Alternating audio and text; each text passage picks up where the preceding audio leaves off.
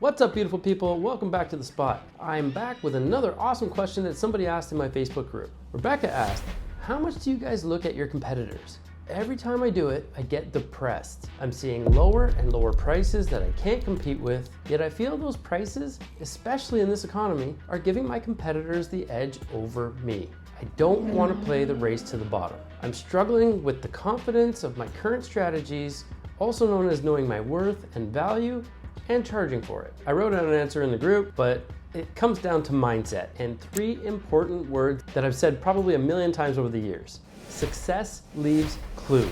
First, let's talk about what success leaves clues means, especially in the context of POD. This concept, made famous by Tony Robbins, suggests that success is not random. By observing successful Etsy shops, we can uncover strategies, tactics, and mindsets that lead to success. It's about learning from those who have already paved the way in the POD market, so we're not reinventing the wheel. So let's break this down into 6 bite-sized, chunked out strategies to up your Etsy POD game while drawing inspiration from those who've already done it well. Number 1 is understanding your competition. Look at your competitors, but not to get disheartened by their prices. Instead, analyze their success. What are they doing right? Is it their product design, their marketing, or maybe even their customer service? Here's how to scope out the competition without getting bogged down by their pricing games. A, unique designs. On Etsy and in POD, your design is king. Everyone's selling mugs and shirts, you name it, but what about yours makes it stand out? Are your competitors using designs that make people stop scrolling and go, holy crap, that's awesome?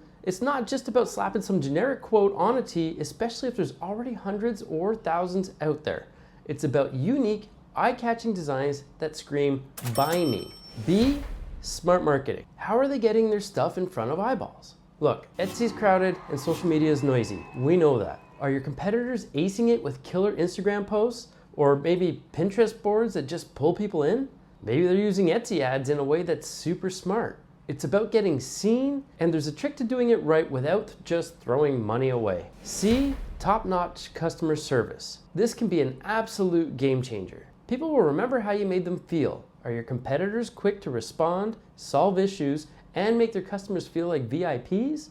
A happy customer can turn into a repeat buyer and even bring more buyers through word of mouth and becoming a brand ambassador. Remember, it's not a race to the bottom with prices. It's about carving your niche, being the go-to for something special, whether that's your killer designs, the way you hype your products, or how you treat your customers. That's how you stand out on Etsy with POD. It's about being the best version of your shop, not the cheapest. Point number 2 is pricing strategies. Some sellers list multiple items at different price points. Understand this strategy. It's not always about undercutting prices. Sometimes people are listing multiple items in one listing and pricing maybe the baby onesie at $11 while the main listing is a sweatshirt that is actually priced at $30 or something. They do this because Etsy will show the lowest price item to draw the clicks, but you might not actually be being undersold at all. Some people just price to make $0 just to try and get ranked in search results. This is not a strategy I recommend, but it works for people who want to sell higher volume at lower margins. And they'll slowly increase their prices until they make $4 or $5 profit. Too low for my taste, but it is what it is. And some people print for themselves and can just afford to sell on the cheap. Remember this though, a higher price can often signal higher quality in the customer's mind. I'll get to what I mean in just a few minutes. Point number 3 is building confidence in your strategy. It is totally okay to struggle with confidence in your current strategies. We all do it. It's something that'll make you reevaluate and examine what's working and what isn't working. And that's something we should all do from time to time as good business owners anyway. And if you intentionally put this into your game plan, it'll quickly become less of a struggle and more of an action step. Remember, there's no set it and forget it button. So use this as an opportunity to reassess what works and what doesn't. There's no one size fits all in POD. It's about finding your unique approach. Number 4 is unique value proposition. Ask yourself, what makes my product stand out?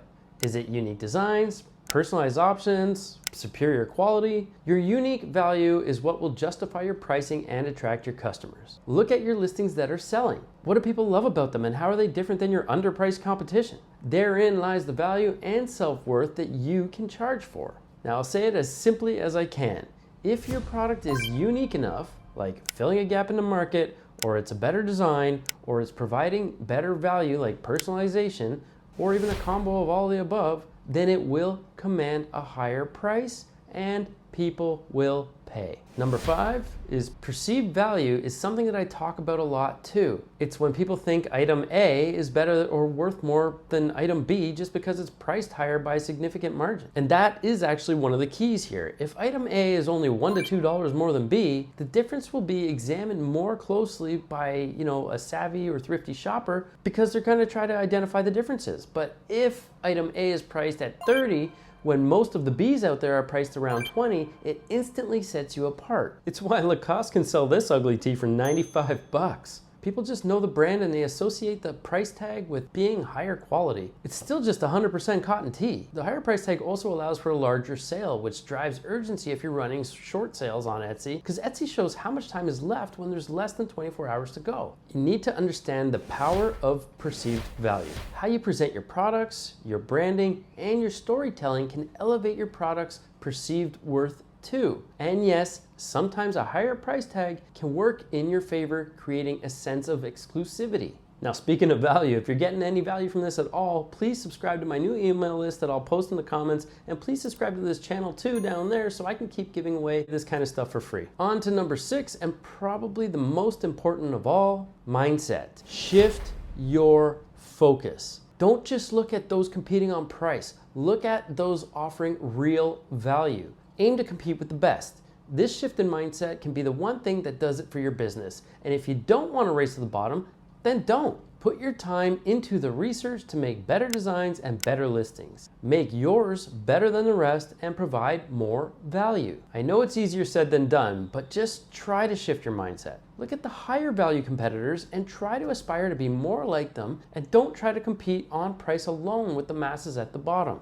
You want to be in competition with the best and not fighting for scraps with the rest. So remember, success leaves clues is not just a saying, it's a strategy. Observe, learn, and adapt.